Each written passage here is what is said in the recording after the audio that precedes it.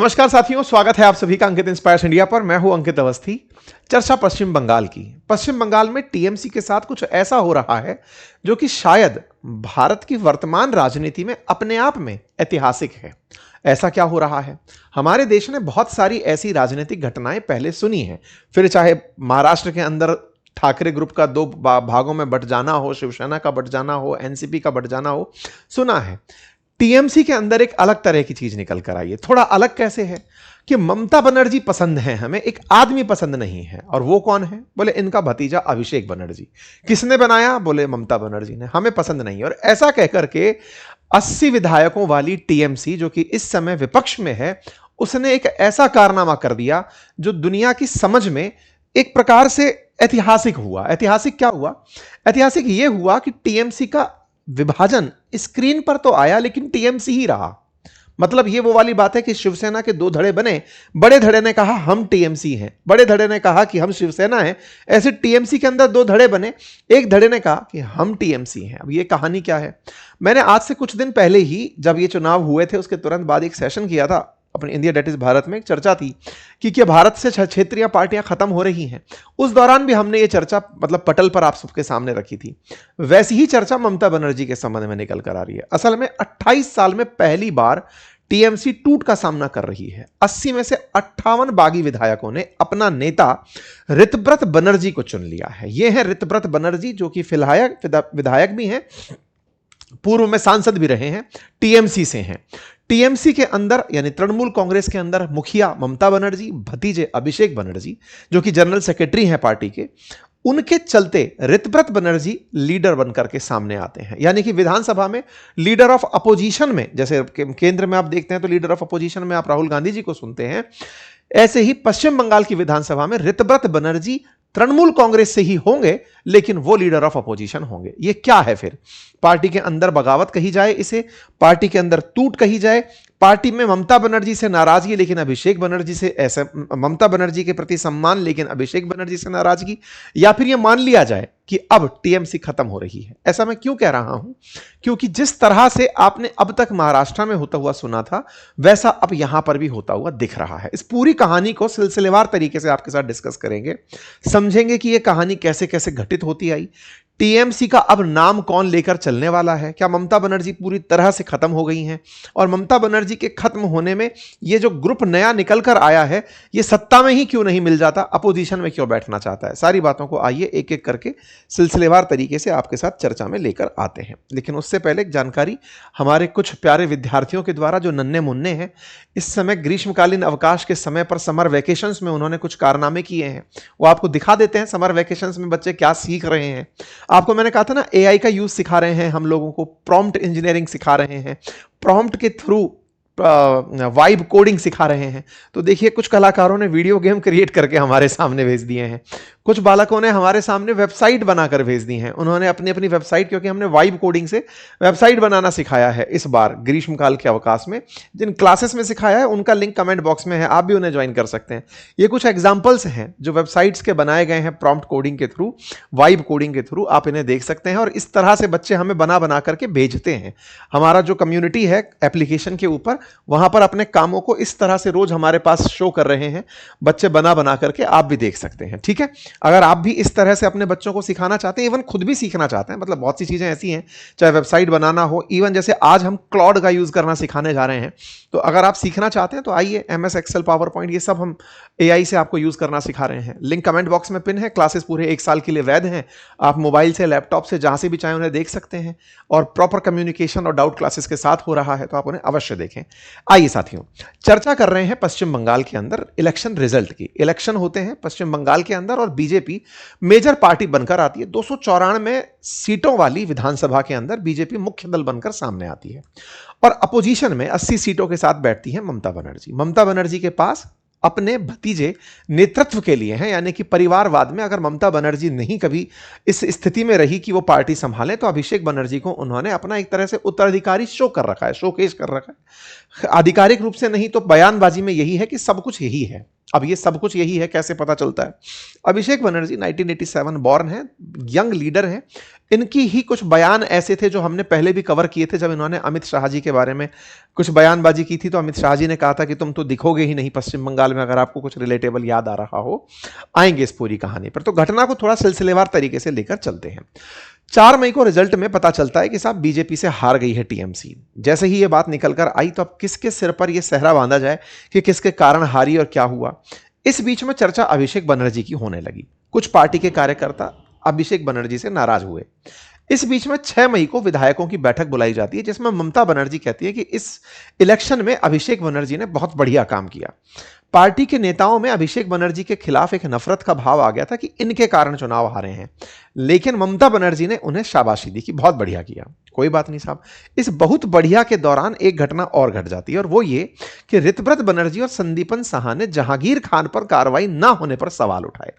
जब सवाल उठाए तो यह मामला अभिषेक बनर्जी को चैलेंज देने वाला मामला बन गया। अब ये कौन है? ऋतव्रत बनर्जी ही हैं आज जो टीएमसी के लीडर ऑफ अपोजिशन बने हैं, मतलब पश्चिम बंगाल विधानसभा के अंदर, और संदीपन साहा उनके साथ दूसरे साथी। अब आज क्या उठाइए कि साहब दिक्कत यह है कि आपने जहांगीर खान पर कार्रवाई नहीं करी। अब जहांगीर खान कौन है? असल में पश्चिम बंगाल की एक सीट है फाल्टा, जिस फाल्टा सीट पर पुनः चुनाव होने थे, यानी री इलेक्शन होने थे। जब री इलेक्शन की बात आई तो री इलेक्शन हुए 21 तारीख को। जब री इलेक्शन हुए तो री इलेक्शन से जहांगीर खान ने अपना नाम वापस ले लिया। जब नाम वापस लिया इलेक्शन के दौरान, तो इस पर इन्होंने कहा कि आप क्यों नहीं कहते अभिषेक बनर्जी से कि इस पर कार्रवाई करें, जहांगीर खान पर कार्रवाई होनी चाहिए, क्योंकि इन्होंने अपना कैंडिडेचर ही वापस ले लिया कि मैं चुनाव नहीं लड़ रहा। इनके चुनाव न लड़ने से बीजेपी का जो व्यक्ति है यहां पे, वो 1 लाख वोटों से जीत कर आया। तो जहांगीर खान जो कि अभिषेक बनर्जी के करीबी हैं, उन्होंने चुनाव से नाम वापस ले लिया, जिसके चलते बीजेपी जीत कर आई।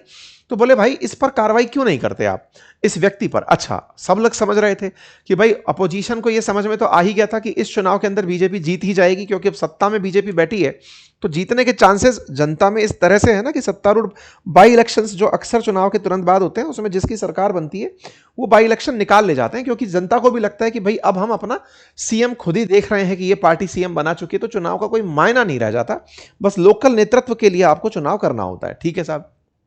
ऐसे में बीजेपी का यहां से व्यक्ति जीत जाता है और बीजेपी का व्यक्ति 1 लाख वोटों से जीतता है। तो इन लोगों ने नाम उठाया कि साहब अभिषेक बनर्जी से कहो कि जहांगीर खान पर कार्रवाई करें। जब यह बात निकल कर आई तो कहा गया कि अभिषेक बनर्जी के सामने कोई बोलता नहीं है, ये दोनों लोग बोल गए। तो एक मामला तो सबसे पहले पार्टी के खेमे के अंदर बगावत का पहला मामला तो जहांगीर खान से निकल कर आया। उसके बाद क्या हुआ? इसी बीच में जब रिजल्ट आए थे तो 6 तारीख को भाई पता तो चल ही गया कि किसके पास कितने सदस्य हैं। इसी बीच में एक प्रस्ताव पास होता है और उस प्रस्ताव में तय होता है कि जो शोभनदेव चट्टोपाध्याय हैं उन्हें लीडर ऑफ अपोजिशन बनाया जाएगा। जैसे बीजेपी ने अपनी तरफ से कहा कि भाई शुभेंदु अधिकारी होंगे सीएम, बिल्कुल ऐसे ही अपोजिशन ने कहा कि हमारी तरफ से शुभनदेव चट्टोपाध्याय जो हैं वो बनेंगे लीडर ऑफ अपोजिशन। ये अपोजिशन ने प्रस्ताव रख दिया। प्रस्ताव रखा, इस बात को लेकर चट्टोपाध्याय के अपॉइंटमेंट को लेकर के स्पीकर को लिख दिया गया। स्पीकर विधानसभा के अंदर वो व्यक्ति जो ये स्वीकारेगा कि हाँ ठीक है साहब इसे आप बना दो। स्पीकर को लिख दिया गया कि हमारी तरफ से शोभनदेव भट्टाचार्य जो हैं, चट्टोपाध्याय जो हैं, वो आने वाले समय में लीडर ऑफ अपोजिशन होंगे। ये सारी चीजें हुई। इस बीच में असेंबली की तरफ से प्रिंसिपल सेक्रेटरी ने अभिषेक बनर्जी से कहा कि आप लोगों ने जो प्रस्ताव पास किया था ना, उस प्रस्ताव में आपने विधायकों से साइन कराया होगा, क्योंकि पार्टी के जो विधायक हैं वो साइन करके अपनी सहमति देते हैं कि हाँ हम इस व्यक्ति को लीडर ऑफ अपोजिशन बनाना चाहते हैं। बोले वो लेटर हमको सबमिट करो। तो प्रिंसिपल सेक्रेटरी ने ये लेटर मांग लिया। प्रिंसिपल सेक्रेटरी यानी विधानसभा के प्रिंसिपल सेक्रेटरी ने कि लाओ साहब हमें आप अपना वो लेटर दे दो जिसमें लिखा हुआ है, जिसमें आपने सबने स्वीकारा है कि Sovandeb Chattopadhyay leader of opposition होंगे। 20 तारीख को अभिषेक बनर्जी ने अपनी तरफ से एक प्रस्ताव पेश किया कि लीजिए सर 70 विधायक हमारे ऐसे हैं जिन्होंने इस नाम पर शोभनदेव चट्टोपाध्याय पर अपना दस्तखत कर दिया है कि वो इसे लीडर ऑफ अपोजिशन मानने को तैयार हैं। बस ये वो दूसरा मामला था जिसके बाद में सही मामले में बयान हुआ। क्या बवाल हुआ अब वो सुनो साहब। हुआ ये कि पहले तो जहांगीर खान पर मामला उठाने वाले थे ये लोग, ऋतुव्रत करके जो बनर्जी हैं, इन्होंने पहले तो जहांगीर पर सवाल उठाए कि साहब देखो, उन्होंने चुनाव से अपना नाम वापस लिया। अभिषेक बनर्जी ने उनको कुछ नहीं कहा। अभिषेक बनर्जी ने 70 लोगों का नाम सौंप दिया प्रिंसिपल सेक्रेटरी को कि वो कह रहे हैं कि साहब इस व्यक्ति को, यानी कि ये क्या नाम है, चट्टोपाध्याय को बनाएंगे लीडर ऑफ अपोजिशन। बोले साहब जिन लोगों का नाम लिख कर दिया है ना, वो नाम फर्जी हैं। बोले फर्जी मतलब? बोले साहब विधायक तो हम भी हैं, हमारा नाम भी पेश कर दिया है कि हमने समर्थन में साइन किया है, हमने साइन ही नहीं किया। ये दोनों लोग शिकायत लेकर पहुंच गए असेंबली के अंदर स्पीकर के पास। कौन कौन लोग? संदीपन साहा और ऋतव्रत बनर्जी। क्या कहते हुए पहुंच गए 26 मई को कि सर देखो ऐसी बात है कि जो अभिषेक बनर्जी ने जो नाम सौंपे हैं ना आप लोगों को, वो झूठे हैं, बने कि फर्जी साइन किए हुए हैं। हम आपके सामने खड़े हैं, हमने इन चट्टोपाध्याय जी को अपनी तरफ से लीडर ऑफ अपोजिशन माना ही नहीं है। असेंबली के अंदर यह बात नई तरीके की होती है, सवाल पूछा जाता है कि साहब ये तो तगड़ा हो गया। तो बनर्जी ने अपनी तरफ से, कौन से बनर्जी? जो अभी तक ऋतव्रत बनर्जी जो थे, वो जाकर के इस मामले को मीडिया के सामने खोल देते हैं कि भाई हमने अपनी तरफ से किसी को अभी तक लीडर ऑफ अपोजिशन माना ही नहीं, हमारा फर्जी नाम अभिषेक बनर्जी ने क्यों दे दिया। यह बात लेकर के ये मीडिया के सामने आ जाते हैं, मीडिया के सामने आ जाते हैं और यहीं से इनके बीच में बवाल शुरू हो जाता है। ऋतव्रत ने और संदीपन ने स्पीकर से कहा कि इस मामले की अब आप जांच करो। जांच किस बात की हो गई? पहला हमारा फर्जी साइन क्यों दिया, नंबर दूसरा हम जिसके खिलाफ हैं, हम जिस आदमी के साथ हैं ही नहीं, वो आदमी कैसे लीडर ऑफ अपोजिशन बन सकता है। तो इनसे कहा कि फिर किसके साथ हो आप लोग? तो इनने कहा कि हम 58 लोग हैं और हम 58 लोग उस आदमी का समर्थन नहीं करते। कुल 80 पार्टी के अंदर विधायक हैं, 58 लोग जो हैं वो अपने आप में एक धड़ा बनाकर घूम रहे हैं कि हम चट्टोपाध्याय को अपना नहीं मानते लीडर ऑफ अपोजिशन। तो बोले एक बात बताओ, वो नहीं तो फिर कौन? तो बोले हम खुद, यानी कि ऋतव्रत बनर्जी, हम लीडर ऑफ अपोजिशन हैं। बोले आपको क्यों मान लिया जाए? बोले साहब 2/3 सीटें हैं हमारे साथ, हमारे पास 54 सीटें होना तो भी हम पार्टी हैं, हम तो 58 लेके घूम रहे हैं, तो आप हमें लीडर ऑफ अपोजिशन मानिए। बस यहीं से एक कहानी शुरू होती है। और वो क्या? विधानसभा सचिवालय ने इस शिकायत की जांच करना शुरू किया कि क्या वाकई में साइन के मामले में फर्जीवाड़ा हुआ है। फर्जीवाड़े की बात सीआईडी तक पहुंचती है। 29 मई को सीआईडी ने जांच शुरू कर दी कि क्या अभिषेक बनर्जी ने जो डॉक्यूमेंट पेश किया है वो फर्जी है। सीआईडी बुलाने के लिए अभिषेक बनर्जी को समन करती है। इस बीच में 30 तारीख के दिन अभिषेक बनर्जी बजाय सीआईडी के पास जाने के सोनारपुर के दौरे पर निकल जाते हैं। सोनारपुर में उनके एक पार्टी कार्यकर्ता के घर पर, जिसकी तस्वीरें आपने देखी हो कि जब वो अपने कार्यकर्ता से मिलने जा रहे थे, उनके घर जब जा रहे थे उसी समय पर उनके ऊपर हमला हो जाता है। आप में से बहुत सारे लोगों ने ये तस्वीरें भी देखी होंगी जब अभिषेक बनर्जी पर चोर चोर कह के अंडे और पत्थर फेंके गए थे, क्योंकि वो सोनारपुर में जा रहे थे। 30 तारीख की यह घटना है, 31 को मीडिया में आती है क्योंकि सीआईडी ने इनको समन किया था। कुछ लोगों का यह भी कहना है कि सीआईडी की समन से बचने के लिए यह पार्टी कार्यकर्ता का नाम निकाल के उधर निकल लिए। यह मामला बोले प्लांटेड था, खुद से चाहते थे ऐसा मामला निकले ताकि पूरा की पूरा ध्यान किसी और दिशा में चला जाए। पर सीआईडी तो सीआईडी ने इनको 1 जून को फिर से कहा कि सर कल जो हुआ सो ठीक है, आइए आप अपने उस मामले पर अपनी सफाई देने पहुंचिए। कौन सा मामला? जो आपने फर्जी डॉक्यूमेंट साइन किया, यानी कि रेजोल्यूशन पर आपने लिखा कि हमने नाम लिखा है। सीआईडी ने इनको पूछताछ के लिए बुलाया। इस बीच में ममता बनर्जी को लगा कि यह तो मामला बिगड़ता दिख रहा है। ममता बनर्जी ने अपने सभी विधायकों से कहा कि सब लोग मुझसे मिलने चले आओ। ममता बनर्जी ने 1 जून को विधायकों को बुलाया, आज से 2 दिन पहले। 80 विधायक थे, 20 ही विधायक मिलने पहुंचे। यह ममता बनर्जी की सत्ता को सीधी चुनौती थी। शायद उन्होंने भी कभी इस तरह से सोचा नहीं होगा कि उनके दल के नेता, उनके दल के विधायक ताकत के जाते ही, बल के जाते ही, पावर के जाते ही उन्हें यूं छोड़ देंगे। ममता बनर्जी के लिए एक बड़ा सेटबैक था। टीएमसी इस बात से नाराज होकर के 2 विधायकों को, मतलब दोनों को, ये जो आपके बनर्जी जिन्होंने ये मामला उठवाया, ऋतव्रत और संदीपन साहा, इनको पार्टी से एक्सपेल कर देती है कि निकाल दो इनको साहब। लेकिन वास्तविकता क्या है? वास्तविकता यह है कि निकालने से पहले यह तो पता चले कि असल में टीएमसी कहां है। टीएमसी ने निकाल दिया, लेकिन टीएमसी खुद अब 2/3 किसी और धड़े में बैठी है जो ऋतव्रत बनर्जी को अपना लीडर मानती है। ममता बनर्जी के लिए यह एक बहुत बड़ा सेटबैक था। टीएमसी की तरफ से ऋतव्रत को और इनको पार्टी से निकालने का पॉइंट आ जाता है। लेकिन जब यह पॉइंट आता है, उससे पहले इनका कहना पुलिस में जा चुका था कि सर जी ये फर्जीवाड़ा लोग कर रहे थे, हमारे नाम का फर्जी साइन करके बता दिए थे कि किसी और व्यक्ति को लीडर ऑफ अपोजिशन बनाना है। इस पर मुख्यमंत्री का बयान भी आता है कि साहब टीएमसी तो ऑलमोस्ट टूटने की कगार पर बैठी है, क्या हालात हैं सबके सामने है। ये जो फ्रॉजरी का मामला है, इस फ्रॉजरी के मामले में सीआईडी स्टेटमेंट लेना शुरू करती है। स्टेटमेंट्स में धीरे धीरे टीएमसी के सारे विधायकों को पहुंचा जाता है कि आओ भाई आपने साइन किए थे या नहीं किए थे। इस बीच में ऋतव्रत बनर्जी जो हैं वो अपनी एक चीज पर और अटके रहते हैं, और वो क्या है, वो कहते ये हैं कि साहब अभिषेक बनर्जी ने 70 विधायकों के साइन पेश किए थे। अभिषेक बनर्जी खुद लोकसभा में सांसद हैं और वो फर्जी काम करके सरकारी दस्तावेज में झूठा दस्तावेज पेश कर दिए, तो इन पर कोई डिसिप्लिनरी कार्रवाई और करो, इनकी लोकसभा सीट भी खाली कराओ। बोले ये व्यक्ति झूठ बोल करके वहां पर पहुंचा है। मतलब यह है कि मामला अब टीएमसी में बुरी तरह फैल चुका है। ऋतव्रत बनर्जी को जो विधायक उनके गुट में आए उन्होंने लीडर ऑफ अपोजिशन करार दे दिया। यह कल की खबर है। कल के दिन ऋतव्रत बनर्जी ममता बनर्जी के खिलाफ, ममता बनर्जी के विरोधी खेमे में बैठकर टीएमसी के अंदर ही रहते हुए लीडर ऑफ अपोजिशन बन जाते हैं। अब बताइए इसे क्या माना जाएगा?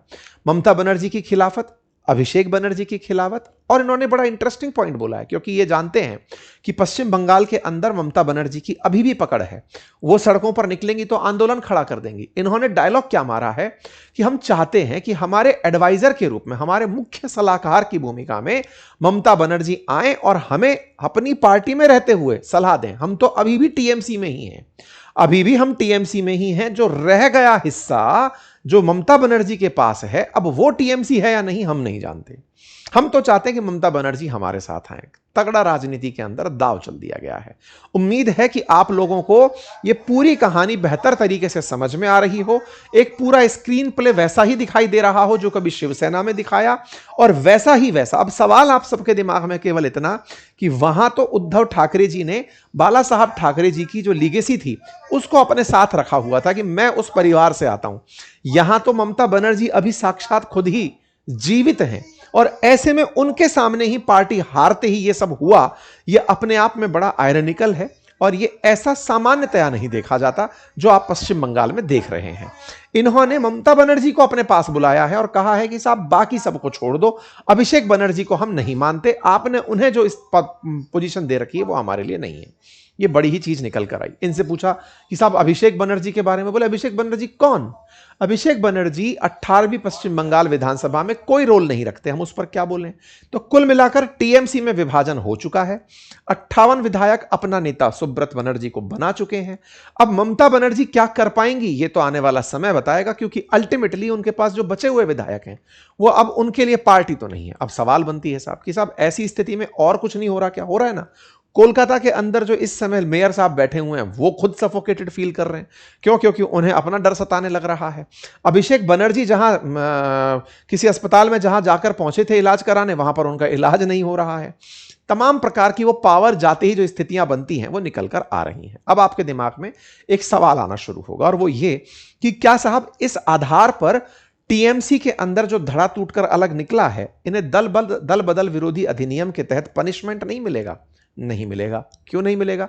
क्योंकि एंटी डिफेक्शन लॉ में 2/3 का नियम है। भारत की जो 10वीं अनुसूची है उसमें यह बाकायदा मेंशन है कि यदि 2/3 पार्टी के लोग अलग होकर के, अलग क्या, फिर तो वही एक प्रकार का मर्जर ही है, वो जो स्प्लिट जिसमें 2/3 धड़ा खुद कह दे कि हम किसी दूसरे दल के साथ हैं या हम अपने स्वतंत्र हैं, तो सारा की सारा उन्हीं के साथ चीजें जाती हुई मानी जाएंगी, तो उसे पार्टी के खिलाफ कार्रवाई नहीं मानी जाएगी। इसका मतलब रियल में अब अपोजिशन टीएमसी से निकलकर, ममता बनर्जी के नेतृत्व से निकल करके सुब्रत बनर्जी की तरफ चला गया है। यह रहा टीएमसी का आज का हश्र। ये आपको जानकारी कैसी लगी आप हमें कमेंट बॉक्स में जरूर बताएं। जानकारी से आप क्या मतलब आगे देख पा रहे हैं, ममता बनर्जी का फ्यूचर आप किस तरह से देख पा रहे हैं, जरूर बताएं। क्या ये कहा जाएगा कि परिवारवाद के चलते ऐसा हुआ, या वाकई में ममता बनर्जी को भी ये लोग छोड़ना ही चाहते थे, ठीक रहा, इनके सिर फूट गया? आप अपने अनुभव से सारी बातें जरूर कमेंट बॉक्स में बताएं। फिलहाल के लिए इतना ही। जानकारी पसंद आई हो तो साथियों से साझा करें। चैनल पर नए हैं तो सब्सक्राइब कर लें। ये सब्सक्राइब करने की जो रिक्वेस्ट है ये हम आपसे मतलब करबद्ध तरीके से कर रहे हैं कि बहुत मेहनत करते हैं आप लोगों के लिए बहुत अच्छी तरीके से चीज़ें लाने का। अगर आप हमें सब्सक्राइब करके ताकत देते हैं, जिसका कोई चार्ज नहीं लगता, लेकिन हमारे मतलब हौसले में इजाफा होता है, मेहनत करने की ताकत मिलती है। धन्यवाद। और बाकी अपने बच्चों को अगर आप समर वेकेशंस में, इवन आप खुद भी क्लॉड का यूज करना सीखना चाहते हैं, पावर पॉइंट प्रेजेंटेशन, एक्सेल बनाना सीखना चाहते हैं, तो लिंक कमेंट बॉक्स में पिन है, जाकर आइए, क्लास ज्वाइन करते हैं। धन्यवाद।